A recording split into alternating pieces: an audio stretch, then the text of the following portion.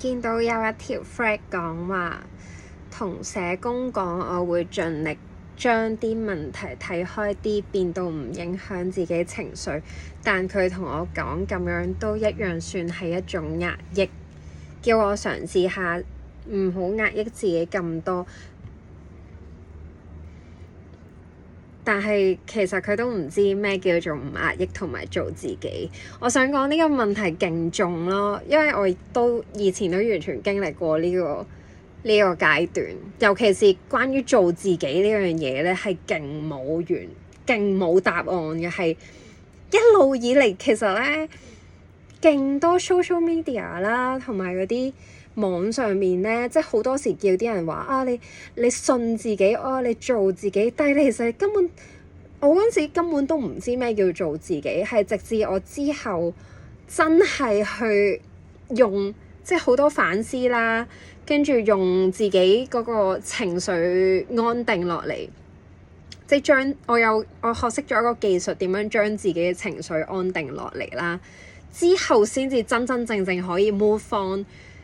前往去一個學習咩叫做自己。首先要認識咗自己先，包括於我中意啲咩啦，唔中意啲咩啦，我重視啲乜嘢啦，我想成為一個點嘅人啦，我覺得人生對我嚟講係喺度做緊啲咩嘅咧，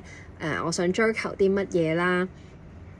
各種嘅觀念啊、價值觀啊等等，其實好多樣嘢，同埋咧。